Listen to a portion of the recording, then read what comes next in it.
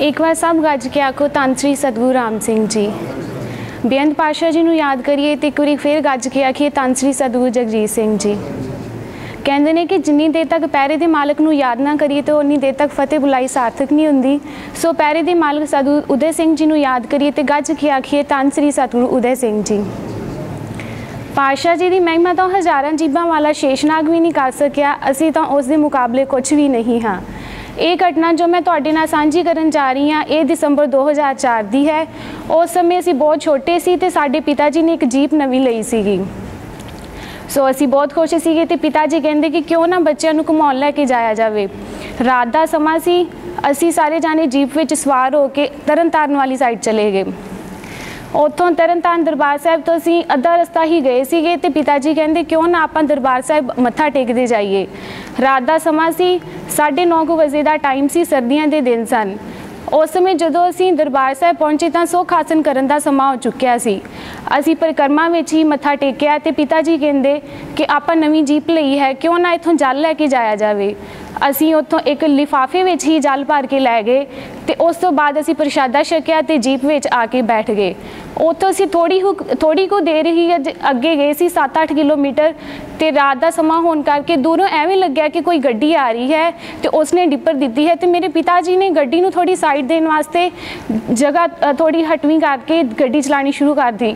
थोड़ी अगे जाके गड्डी ने पलटियां खादियां, 3 पलटियां खादियां जीप ने। जिमें जिमें पलटियां खादियां उवें उवें सतगुरु राम सिंह जी का नाम जीप ते आया। 3 वारी पलटियां खादियां तो 3 वारी ही सतगुरु राम सिंह जी नूं याद किया। कहते हैं कि जदों भी गुरु के सिख किसी दुख दर्द विच हुंदे हन, गुरु नूं याद करिए तो गुरु अंग संग हो के सहायता करता है। सो अजिहा ही साडे नाल होया। सानूं एवें लग्या कि साडी जीप किसी जगह ते नहीं किसी खूह विच जाके डिग गई है।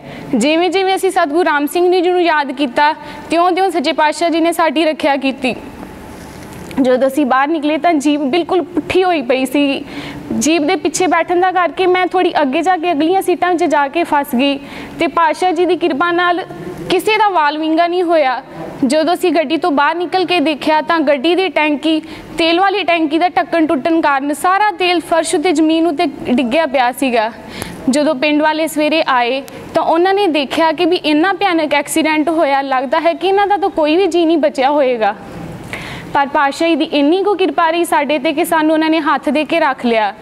तो जदों उस तो बाद पिंड वालियां ने देखा कि टैंकी का सारी ही तेल वाली टुट्टी होने करके सारा तेल फर्श ते जमीन उत्ते डिग्गिया पिया है, तो उन्होंने जदों अंदर जाके देखा एक पॉलीथीन दे विच कुछ पानी की तरह कुछ है। तो जदों देखा तो उन्होंने फिर पूछा कि ये विच की है। मेरे पिता जी ने उत्तर दिता कि असीं दरबार साहिब मत्था टेकन गए सी, उत्थों असीं जल भरिया सी।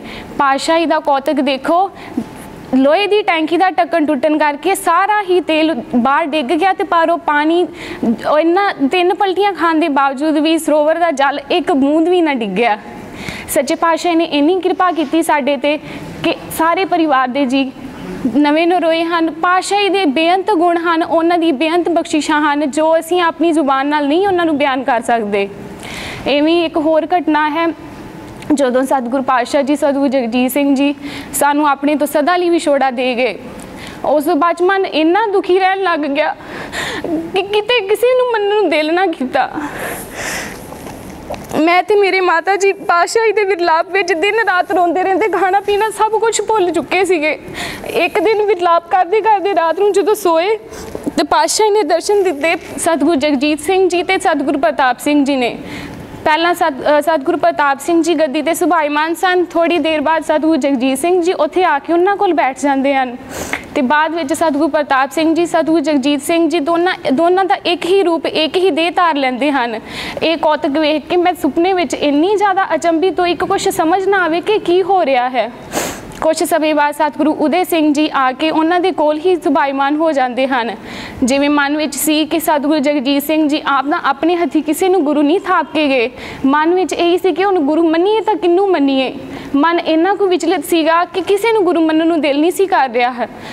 थोड़ी देर बाद सतगुरु उदय सिंह जी सतगुरु जगजीत सिंह जी विच विलीन हो गए तो 2-3 बार उन्होंने यह कौतक करके विखाया।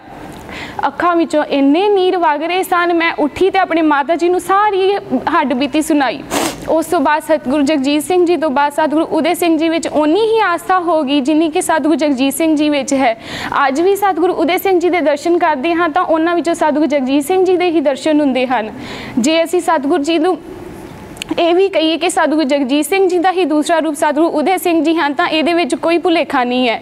जिवें सतगुरु प्रताप सिंह जी ते सतगुरु जगजीत सिंह जी ने अपने सिखां की रखिया की है, उवें ही सतगुरु उदय सिंह जी भी साडे ते बहुत अपार किरपा कर रहे हैं। सो साध संगत जी इन्नियां तंगियां आने के बावजूद भी सतगुरु ने कभी अपने सिख तो मोड़ नहीं मोड़िया। असी भावें बेशक अपने सतगुरु तो मुख मोड़ लीए पर सतगुरु किसी ना किसी तरीके अपने सिखां नूं अपने लड़ लाई रखते हैं। बहुत ज़्यादा इहो जिहियां घटनावां हैं जो मैं अपने नाल साझियां करां तां शायद पूरी जिंदगी निकल जाए। सतगुरु जी दे साडे परिवार ते इन्नी बख्शिश है कि मेरे दादा जी जो कि पहला गैर नामधारी सन, बहुत ही ज़्यादा मांस शराब खाते सन। उदों मेरे पिता जी नहीं बहुत छोटे सन। साडे उत्थे पिंड दे ही एक जथेदार सी, जथेदार जी ने मेरे दादा जी नूं एक बार उत्थे लैके गए अमृतसर शहीदां ते लैके गए, उत्थे जाके उन्हां नूं अमृत दी दात छकाई। उस तो बाद मेरे दादा जी सतगुरु जी दे चरनां विच ऐसे जुड़े, उन्हां दे नाल ऐसे जुड़े कि उन्हां 12 साल अपने घर दे विच सोध रखी, किसी का हथ का खाधा पीता नहीं। वो सरकारी नौकरी करने के बावजूद भी खूही का जल लैके जाते रहे, अपना खाना बनाना अपना पीना तो किसी का हथ का ना छकना। सो सतगुरु जी की इन्नी बख्शिश कृपा रही कि उस तो बाद साडे परिवार में वड्डी सोध तक रखी मेरे माता पिता जी ने।